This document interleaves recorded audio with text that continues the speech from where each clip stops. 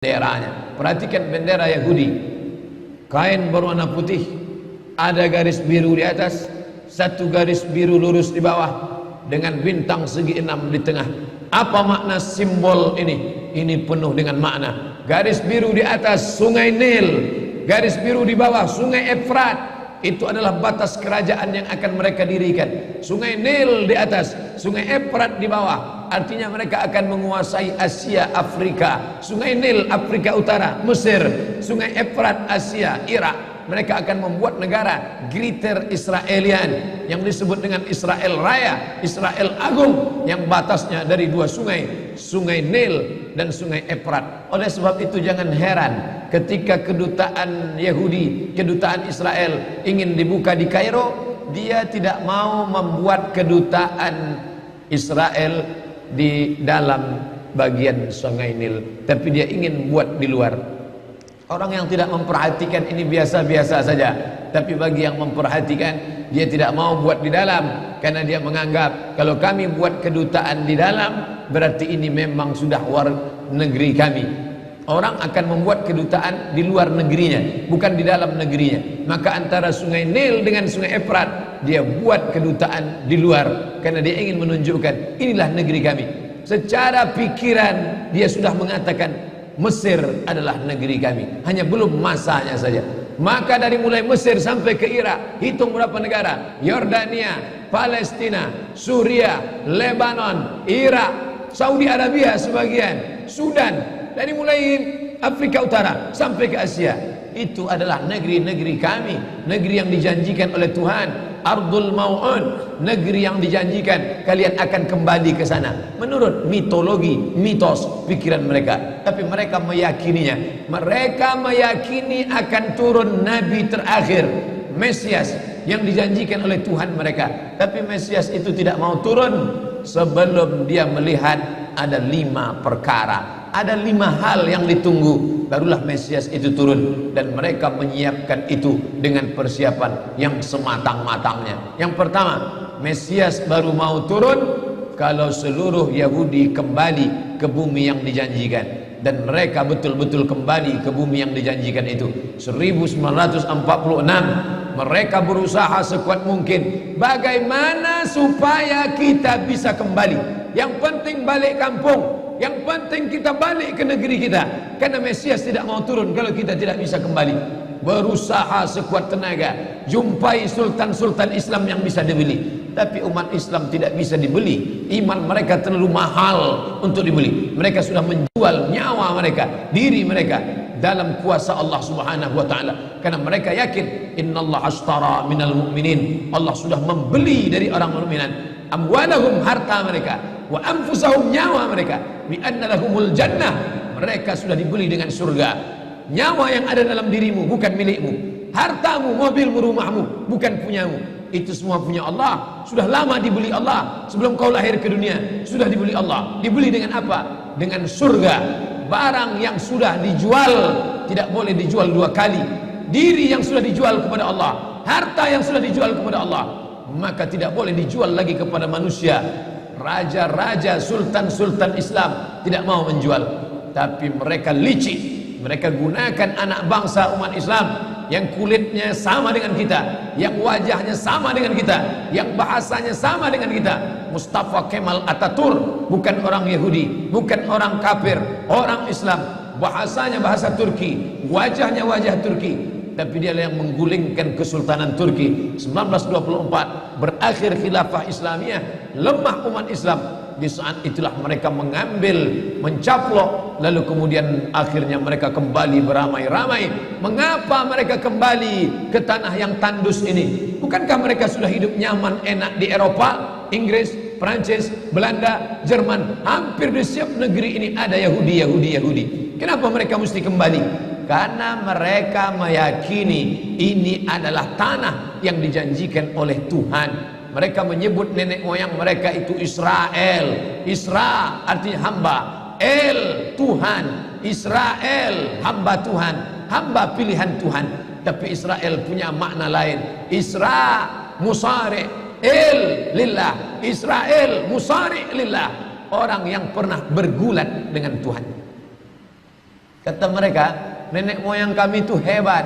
Kita mengatakan nenek moyang orang Melayu hebat, nenek moyang orang Makassar hebat, bisa mengendarai samudra yang luas, bisa diseberanginya dengan perahu pinisi. Nenek moyang orang Minangkabau hebat, kami para perantau hanya sebatas itu saja.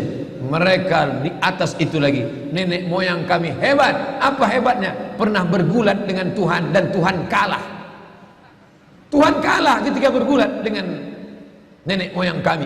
Dan akhirnya ketika Tuhan kalah, lalu Tuhan pun memberikan hadiah. Hai Israel, aku kalah bergulat dengan engkau, maka sebagai kompensasinya aku berikan kepada engkau inilah tanah. Itulah dia tanah Palestina. Dan mereka meyakini itu setengah mati. Ustadz ngomong begini sumbernya dari mana? Judul bukunya Ad-Diyanah Al-Yahudiyah, Tarikh Ad-Diyanah Al-Yahudiyah, sejarah agama Yahudi, ditulis oleh seorang penulis ulama besar Mesir, pakar Yahudi, penerjemah Abdul Somad.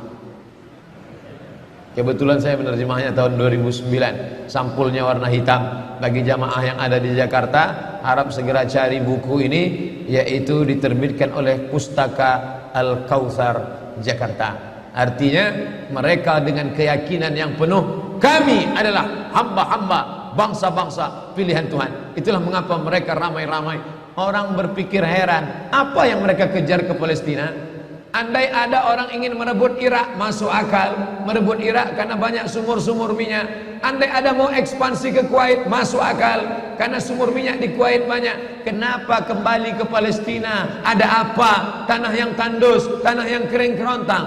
Mereka ingin membuat sebuah negara dengan keyakinan akan turun Mesias, sang juru selamat yang dijanjikan oleh Tuhan, dengan syarat orang-orang Yahudi mesti kembali ke negeri yang dijanjikan Tuhan. Yang kedua, Mesias sedang menunggu. Mesias melihat ke bawah. Kalau dia tengok di bawah masih banyak gurun pasir, dia tidak mau turun. Dia ingin melihat hijau. Kalau sudah dibentang karpet hijau, baru dia turun ke bawah. Maka yang dimaksud dengan hijau itu adalah ditanami tanaman-tanaman hijau, penghijauan yang luar biasa. Dan ketika Israel masuk ke Palestina, mereka ambil tanah itu, mereka hancurkan rumah orang Islam, mereka buat tembok panjang. Penjara terbesar dan terpanjang di dunia adalah Palestina. Mereka kurung orang Palestina. Mereka buat tembok beton yang tinggi, panjangnya 700 km lebih. Dari Pekanbaru kita lihat, Anda menuju Medan Sumatera Utara 600 km. Mereka membuat tembok tinggi 700 km. Bayangkan, umat Islam terisolir dan mereka tanami hijau-hijau. Makanya Allah berkuasa. Allah mau tunjukkan kuasa, lalu Allah buat tanaman hijau itu menyala. Dalam pokok yang hijau itu menyala beberapa bulan yang lalu. Heran orang, Allah mau menunjukkan kekuasaannya. Kalian tidak mau tolong Palestina, aku yang akan menolongnya. Tanaman yang hijau yang mereka tanam itu tiba-tiba terbakar. Tidak ada yang bisa mematikannya. Sampai-sampai reporter wartawan Amerika mengatakan, tidak ada yang bisa mematikan kebakaran ini kecuali Tuhan, karena Dia yang membakarnya. Bapak Ibu yang dimuliakan Allah SWT, tanaman apa yang mereka tanam? Persis yang dikatakan Nabi SAW, syajaratul gharqad, pohon gharqad, bentuknya seperti pinus, tinggi, memanjang. Lalu kemudian Bapak Ibu nanti tulis saja, yang ingin tahu bagaimana bentuk pohon gharqad, tulis saja www.google.com. Lalu tulis di sana alif lam ghain ra qaf dal al gharqad, enter, muncul gambar pohon gharqad. HP saya tak bisa tulis Arab Pak Ustaz, belum masuk Islam. Cara mengislamkannya, Play Store, klik. Setelah buka Play Store, pilih Arabic Keyboard. Setelah keluar Arabic Keyboard, pilih Arabic Smart Keyboard. Smart Keyboard Arabic. Habis itu setupkan ke HP. 5 menit, geser, langsung berubah, bisa tulis Arab. Alif, lam, ghain, ra, qaf, dal. Enter, pilih image, muncul gambar pohon gharqad. Gimana? Sudah nampak?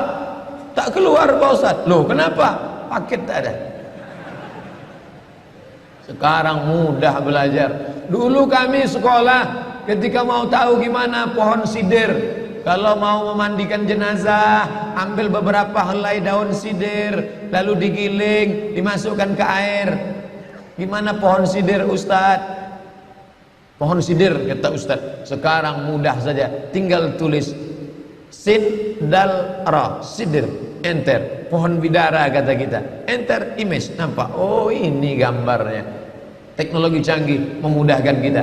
Pohon gharqad, kata Nabi, kalau bersembunyi dia di belakang pokok kayu akan berkata, ini Yahudi di belakangku, bunuhlah. Kalau bersembunyi dia di belakang batu akan berkata, ini ada Yahudi, bunuhlah.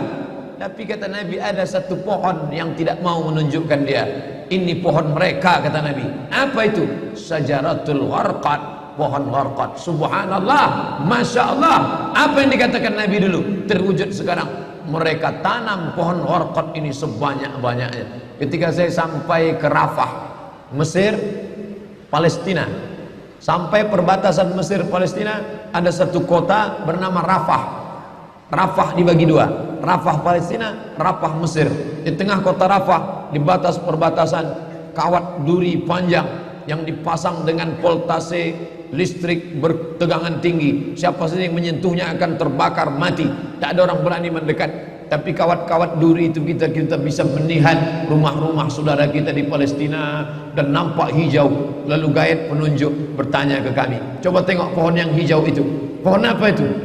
Pohon apa ya? Itulah pohon gharqad yang dikatakan Nabi SAW. Mereka tanam sebanyak-banyaknya karena mereka meyakini bahwa Mesias akan mau turun kalau sudah dia tengok hijau.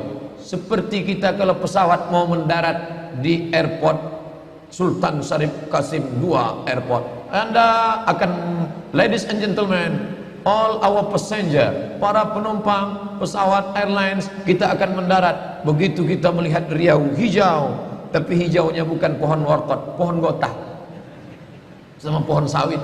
Begitu juga kalau kita mau mendarat di Batam, kita lihat hijau ke bawah. Begitu jugalah Mesias akan turun ke bawah kalau dia melihat sudah hijau semua, karena mereka meyakini, amat sangat meyakini itu. Mereka menanam pohon gharqad itu. Tiga, kapan Mesias akan turun? Mesias akan turun kalau Babilonia dibantai terus. Makanya mereka punya program bantai Babilonia, hancurkan Babilonia. Kenapa mereka marah dengan Babilonia? Karena Raja Babilonia pernah menghancurkan kekuasaan mereka. Raja Babilonia yang mereka maksud adalah Nebukadnezar. Nebukadnezar Raja Babilonia menghancurkan kerajaan nenek moyang mereka. Mereka punya dendam kesumat yang luar biasa. Salah satu sifat Yahudi, dendam kesumat yang tak pernah mati. Walaupun sudah terjadi ratusan tahun, ribuan tahun lalu, tetap anak cucunya sekarang dendam. Hantam Babilonia, hantam Babilonia. Karena Babilonia negerinya Nebukadnezar, anak cucunya mesti dihancurkan. Mana Babilonia itu? Babilonia adalah Irak. Makanya setiap naik presiden Amerika yang didukung oleh Yahudi, mereka akan membantai Babilonia, Irak. George Bush naik, apa yang dilakukan George Bush? Membantai Irak. George Bush Junior, anak George Bush naik, apa yang dilakukan George Bush Junior? Membantai Irak. Naik Obama, apa yang dilakukan Obama? Membantai Irak. Kenapa yang sekarang ini, siapa namanya? Donald Trump. Payah ngingat nama orang kafir. Kenapa Donald Trump tak membantai Irak? Karena Irak sudah hancur babak belur, tak perlu lagi dibantai. Sumur-sumur minyaknya sudah punya kita. Negeri itu sudah menjadi negeri boneka, hancur lebur. Saddam Hussein barulah orang paham. Dulu kita terikut-ikut dengan kata-kata mereka di Reuter. Saddam Hussein raja yang zalim, Saddam Hussein orang yang jahat, Saddam Hussein. Tapi begitu Saddam Hussein digantung, apa kata dia di tiang gantungan? Allahu Akbar, patah lehernya, mati Saddam Hussein, meninggal dunia. Sekarang orang baru sadar, ternyata Saddam Hussein menyelamatkan negeri itu daripada orang-orang yang jahat. Sekarang apa yang terjadi? Saudara kita yang beberapa bulan bersama kita di Masjid Raya Senapelan, kalau Bapak ingat, ayahnya, anaknya, ibunya, adik-adiknya tak sanggup lagi tinggal di Baghdad. Kenapa? Kami dibantai oleh Syiah, kami dibantai oleh Amerika, kami sampai lari mendapatkan suaka politik. Sampai hari ini masih ada sebagiannya tinggal yang Sunni, yang Syiah dengan berbagai macamnya. Apa maknanya? Mereka membantai Babilonia.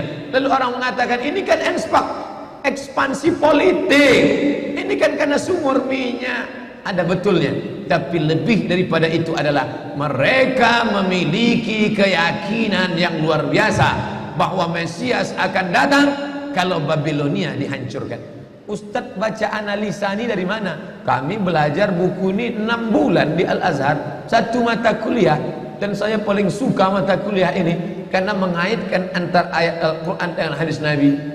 Kalau kita suka mata kuliah itu, kita ingat isinya, kita ingat orang yang mengajarnya. Saya masuk Al-Azhar 1998, hari ini 2017, 19 tahun yang lalu. Kalau saya pejamkan mata saya, masih ingat saya Syekh Dr. Fargallah yang mengajarkan mata kuliah ini. Dengan semangat dulu dia di lokal mengatakan, anak-anakku sekalian, beginilah mereka akan menguasai umat Islam, negeri Palestina. Semangat Syekh Fargallah. Saya tak tahu apakah dia masih ada atau tidak, tapi pahala akan tetap mengalir baik beliau hidup maupun sudah meninggal dunia. Kenapa? Saya sampaikan kepada Bapak Ibu sampaikan kepada anak menantu, sahabat, kerabat, tetangga, mengerti keadaan kita zaman sekarang.